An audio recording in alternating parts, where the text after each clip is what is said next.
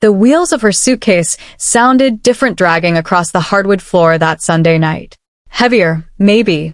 Or maybe it was just the dead silence in the house making every sound echo like a gunshot. She didn't drop her bags by the stairs like she usually did after a girl's trip. She left them right by the front door.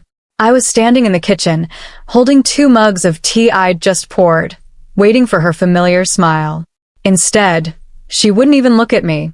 She just stared at the granite edge of the kitchen island and whispered, "We need a break." My hands suddenly went completely cold against the warm porcelain.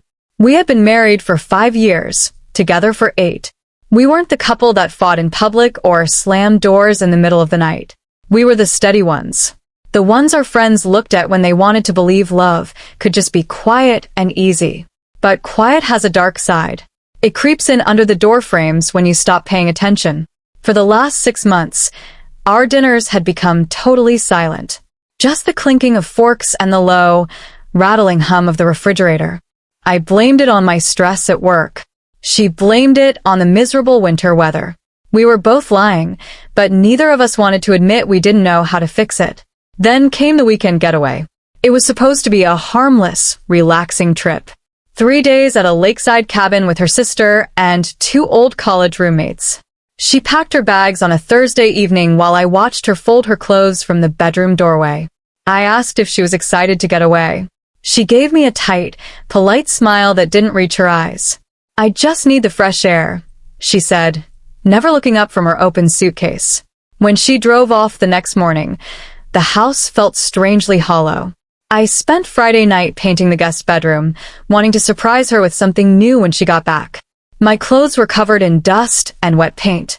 I texted her photos of the color swatches, asking which one she liked best. She didn't reply until Saturday afternoon. It was just a thumbs-up emoji. A cold, simple shape on a glowing screen. I told myself she was just busy catching up with her friends. I told myself I was being paranoid and needy, but my chest felt tight all weekend.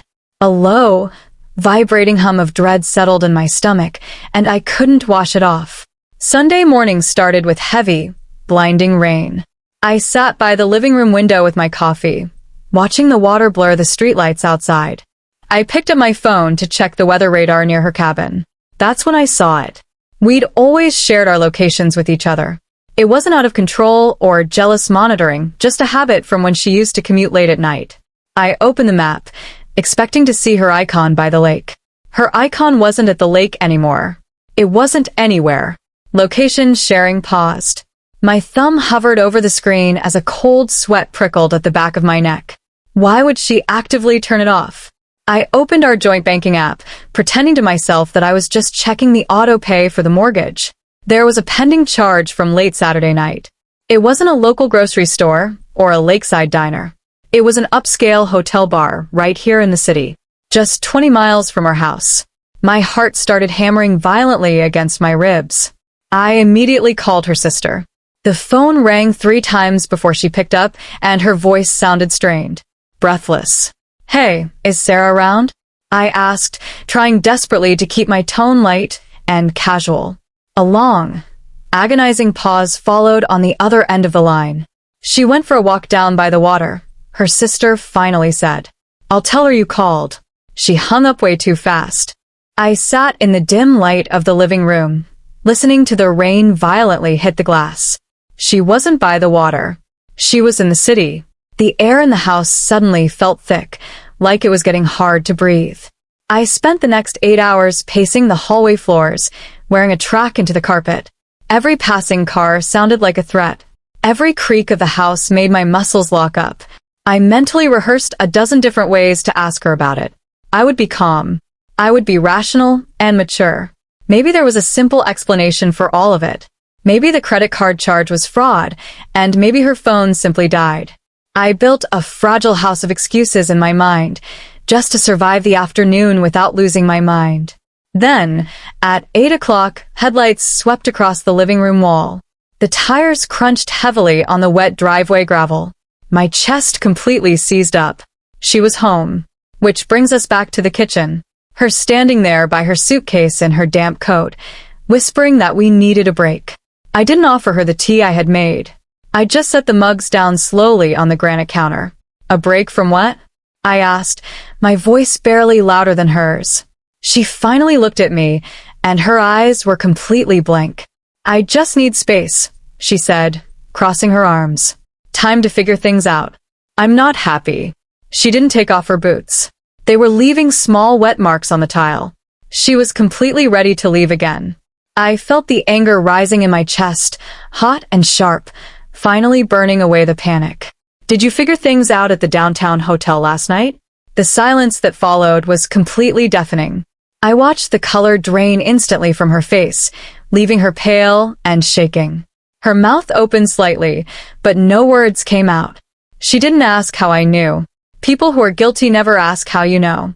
That wasn't part of the trip, she stammered, stepping backward toward the hallway. Who were you with? My voice sounded like a stranger's. Cold. Hollow. Merciless. She looked down at the wet floor. Just a friend from work. We ran into each other. You don't pause your location for a coincidence, I said. She flinched as if I had struck her. The house felt completely disconnected from reality, like we were standing on a movie set. This was the woman I took vows with. The woman whose head rested on my chest every single night for 5 years. Now she looked like a cornered animal in my own hallway. It meant nothing.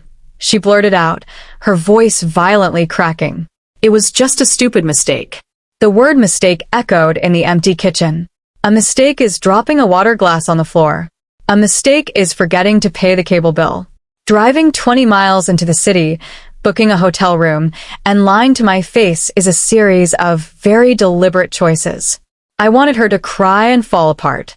I wanted her to drop to her knees and beg for my forgiveness. But she didn't. Instead, she squared her shoulders and looked me right in the eye. That's why I need a break, she said, her tone suddenly hardening. I need to sort out my feelings. She wanted to keep me on the hook. I was supposed to be her safety net while she tested the waters with someone else. She reached down for the handle of her suitcase again. I'll go stay at my sister's for a few weeks, she said casually. We can talk when my head is clear. She actually thought I would wait. She genuinely believed I would sit in this silent house, staring at the walls, and wait for her to choose me. I looked at the hallway walls I had just spent my entire Friday night painting. I looked at the life we had built together, currently crumbling into dust right on the welcome mat. Something inside me snapped. Not with a loud bang, but with a quiet, irreversible click. She turned the front doorknob, letting a gust of cold, wet air into the house. I'll call you by Friday, she said, completely avoiding my gaze. No, you won't. She stopped dead in her tracks. She turned back around, her brow furrowed in genuine confusion. What? If you walk out that door tonight, I said, my voice dangerously calm. You don't get to come back. She let out a short, nervous laugh that echoed awkwardly. Don't be dramatic. We just need a timeout. I stepped closer to her in the cramped entryway, close enough to suddenly smell the faint, unfamiliar men's cologne lingering on her scarf. I'm not a backup plan, I whispered. You don't get a break to go sleep with your coworker and come back when the reality of it gets complicated. Her eyes widened in horror. The absolute finality of the moment was finally hitting her. If you leave right now, make it permanent. I watched her brain struggle to process the ultimatum. I saw the raw panic flash in her eyes because her comfortable safety net was suddenly gone. But pride is a very dangerous thing. She tightened her white-knuckled grip on her luggage handle. Fine, she spat out, her voice trembling with rage. If that's how you want it. She dragged the heavy suitcase violently over the metal threshold. I didn't blink. I didn't reach out to grab her arm. I reached forward and shut the heavy wooden door right in her face. The deadbolt clicked into place with a sharp, metallic thud. The first hour alone inside was a total blur. I walked slowly back into the kitchen and poured both mugs of cold tea down the sink. I watched the dark liquid spiral down the metal drain, taking 5 years of our history with it. My hands were shaking so violently I had to grip the edge of the counter just to stand up. I ended up sitting on the kitchen floor with my back against the cabinets. I stared at the ceiling shadows until the sun came up the next morning. By Tuesday afternoon, my phone started buzzing continuously on the coffee table.